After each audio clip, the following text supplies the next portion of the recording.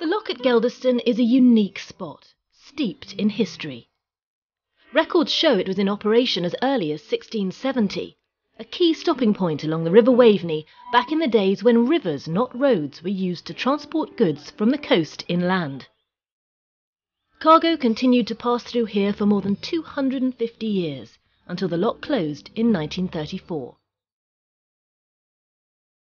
The Broads are very unusual in England. You can go 200 miles without going through a lock, and it's only when you get this far up the Waveney that they had to do something about the river to make it passable for large boats trading up and down the river to be able to get further inland. And that happened in the 1670s when they made 3 locks all the way up to Bungay. I mean, the wherries, which were designed specially for the Broads, are the equivalent of an HGV, of a heavy goods vehicle. They can carry a vast amount. They can carry more than road traffic, even when it was motorised. The wherries are remarkably different, for instance, to the narrowboats, for which we're most used to seeing craft using locks. Much wider for a start, much deeper draft, and somewhat shaped differently as well.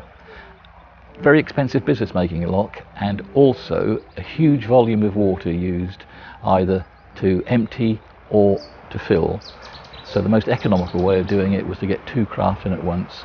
So you keep the passage of the craft going for one thing, to stop those piratical perishers from shoving their way through when they get impatient, but also the volume of water be the same, but you're getting 2 craft through.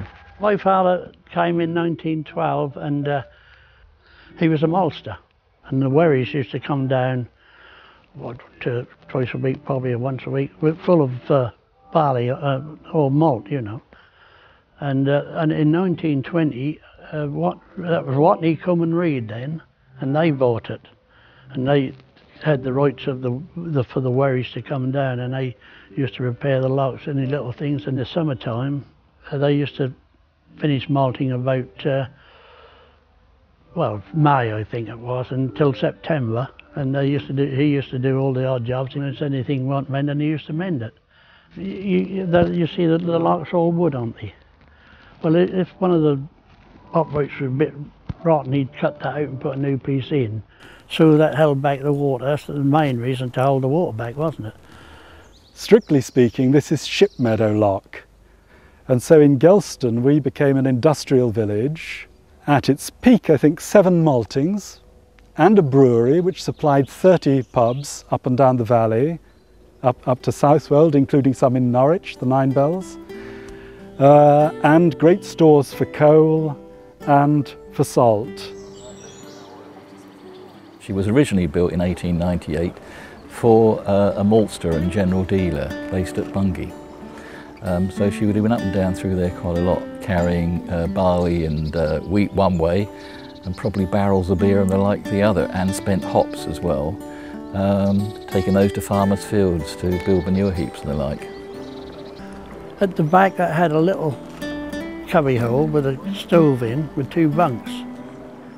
And if they got becalmed or anything, they'd had what they called quants, and they put her on asleep and walk, because you could walk down the side, and they'd push that along.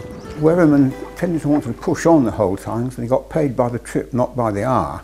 And so if they were sailing up here, what they should have done was lower the sail in good time and come into the lock slowly. But if there was a high tide, so that the water was nearly levelled off, they would keep sailing, come in quite fast, and the boat would push the gates open against, if it's not too much head of water. And of course that could cause damage. And in order to prevent them doing that, in time a beam was put across the lock, both at the bottom and top, to prevent that. But that of course was a nuisance for the wherrymen, because they meant that they then had to lower not just their sail but the mast as well. The construction of the lock, the sides are curved. Now that doesn't make more room for the wherries, because they're restricted by the width of the entrance gates. But those curved sides are for strength. It's rather like an arched bridge, better than a flat top bridge. The same way this, and the same as corrugated iron, is more rigid. It won't bend in one direction. Most locks throughout the country have straight sides, and they have to have very strong construction to hold the sides back. My grandfather was the locks keeper. He was huge. He was about 6'4", 6'5", and he weighed close on 18 stone. Granny, she had 18 children. He used to amuse us kids by getting 2 garden spades. We'd stand one on either spade, and then Mother would stand in front and stand on it as well, and he'd lift the 3 of us off the ground up in front of you.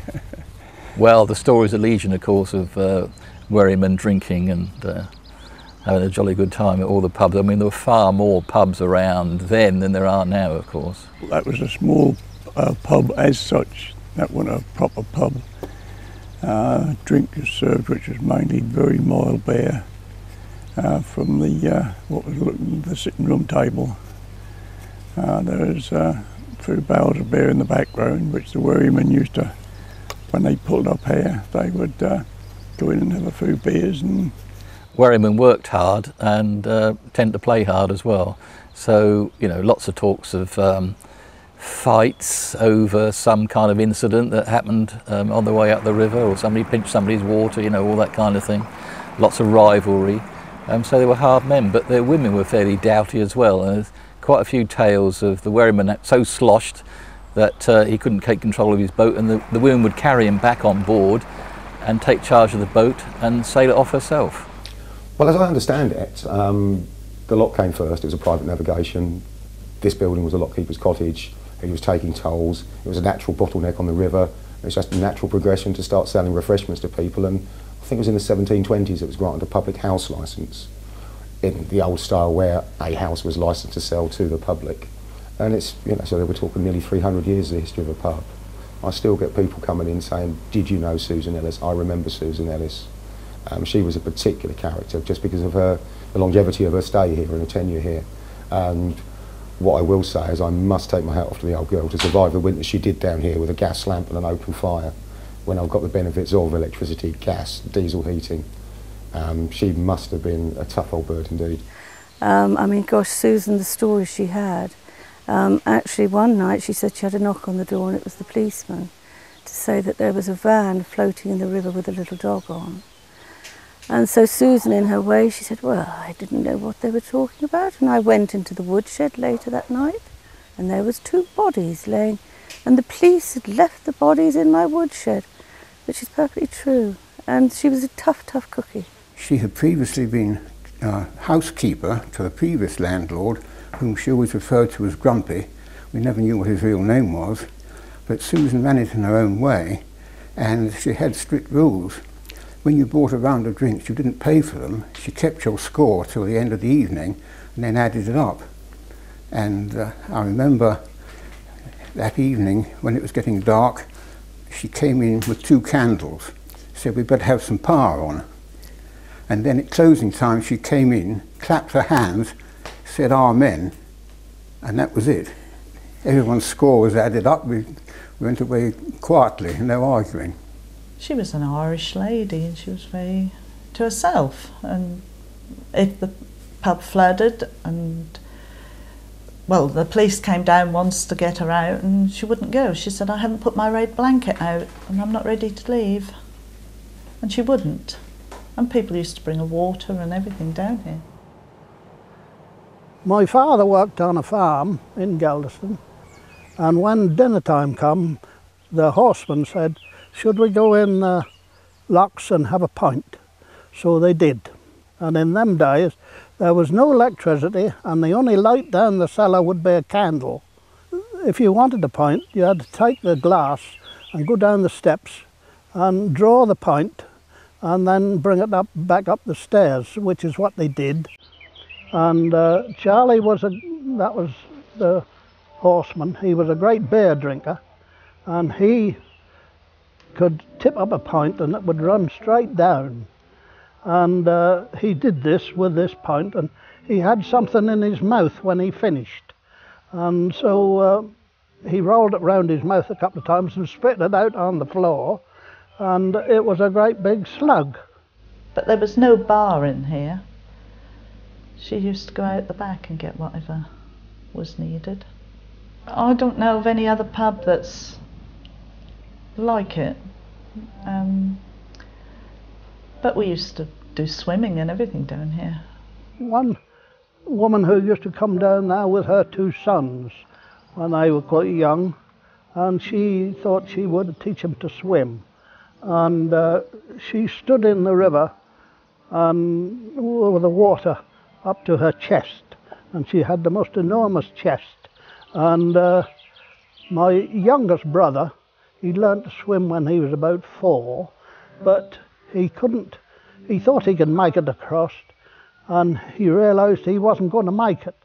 So he made a grab at her, and he grabbed her most prominent part, or one of them, and she was absolutely livid.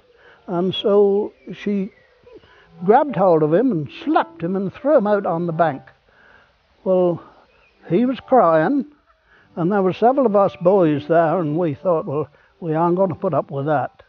So we made some mud balls, and we mudballed her.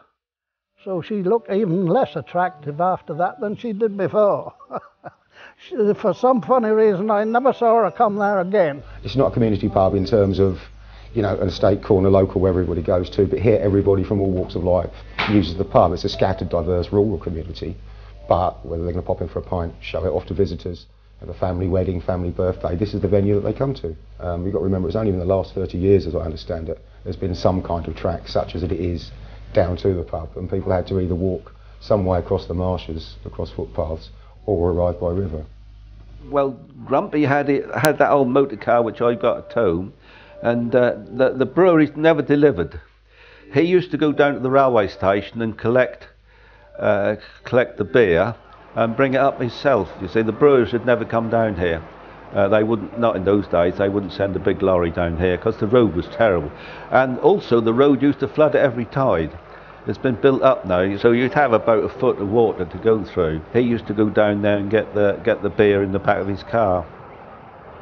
The area around Geldeston would flood a lot, particularly on the Broads. After you get heavy rain, the water's trying to get away, and if you get an easterly wind, that's holding the water back.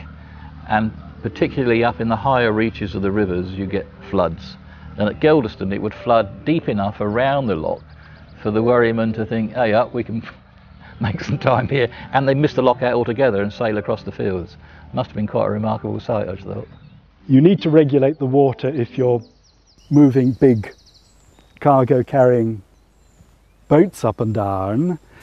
You need also to regulate it if you don't want to be flooded. And neither Barsham nor Geldeston wanted to be flooded, but they were quite happy to push the water the other's way. So they built a mill which never ground corn or anything like that. All its purpose was to try and maintain the level of the water. I think throughout the Broads there are quite a lot of these drainage mills which are used to maintain the level of the water. There was a brick pillar with a stone inlaid in it which said this is the site of the old mill, and that was on the little footpath that goes along beside the river there. And how, when you look at it, I could never make out, that must have been much wider, because how you got a wherry which would be about 50 odd feet long through the lock, and then sharp round to the right and round that little bendy bit. The flood relief channel, that was put in the 1960s, I think about 1965. If the navigation is ever restored, this lock will not be used because they'll go straight up the flood relief channel, but the water won't be held up. So at low tide, some boats may not be able to get through to Ellingham, they may have to wait. I was an officer of the River Commissioners. I got home one day and my wife pointed out an advert in the Eastern Daily Press that this property was going to be sold by auction. I thought, oh yes. I thought, oh my gosh, if that gets into private hands, we'll lose the moorings. So I put it to the commissioners that they should try to buy it. I said, you'll think I'm mad, but... And anyway, no, they agreed we should try to. And they agreed a limited auction, and I think it was 14,000. Went to the auction and got it for just less than that. But the underbidder, who would otherwise have bought it, was going to use it as a weekend cottage. And that would be the end of it, both for the moorings and as a public house. Well then Walter came on the scene, he approached the commissioners, could he run it as a pub for the rest of that summer? So the commissioners agreed to that. He was given not a lease, but a license to run it for the rest of that summer. And then at the end of the summer, they had to decide what they were going to do. So the commission decided to sell it, and they sold it to Walter. So he bought it, and he kept it going as a pub. When my father actually bought it, it was just like a house on a desert. There was no refuge collection, no water, no electricity. I know there still isn't electricity, but at the time we had a bore put down, which we had to keep taking the water to Cambridge to have it analysed. But yes, I mean, both my sister and I worked there, and it was very much run within the family. And because of the flooding, you see, you're then restricted on getting access to get down there. My father always was he would watch about the winds and the tides. Don't ask me which, what, where. But, you know, we'd all be told right, and we'd sort of try and get as much upstairs as we could. But obviously not living there, it wasn't so bad for us because there was a lot of space to stash everything upstairs. And you just really had to wait and watch for it to start coming in. And then wait for it to go down, and then all hands on deck to scrub out the silt and filthy, dirty river water that leaves behind. We used to go on the marshes skating when that froze, and that did used to freeze quite hard. They'd flood, and then the ice would get quite thick on top, and then the water would drain away underneath, and the ice would settle down on the land. So that was perfectly safe to skate on. The only thing about it was that it would crack to its own level. So you had ups and downs on skating. I don't know where else you could get skating where you have ups and downs in it, but you did there. And we used to do that on moonlight nights. We used to go down there, and we thought it was wonderful. We were married at Geldeston Church, and we had a reception in the village hall. And then we had parked a boat down here and went on a boat to Beccles, where we'd hid the car up. But because people tried to chase us, and my father-in-law got on the bridge with his father, who was well in his 80s then, to block the road. So, and a friend of ours tried to jump the haycock to get past, but didn't succeed. Damaged his car instead. In Geldeston, there have been 2 occasions when it's as though someone has pulled the plug and the whole of that canal has gone dry. Extraordinary. You know, when there's water up in the river and the canal goes dry. Well, I think that's a marvellous area. Absolutely. I mean, if you look across here, anywhere here, this landscape has hardly changed in the 18th century. This is more or less like Constable country, if you think of it. You know, just marshes and trees and little woods, and it's very, very unspoiled. The Locks is a beautiful place. It's a lovely setting. It is unique in every shape and way. Because every single day, without fail, there's a point when I stop and think, what a beautiful sight. And I really mean that.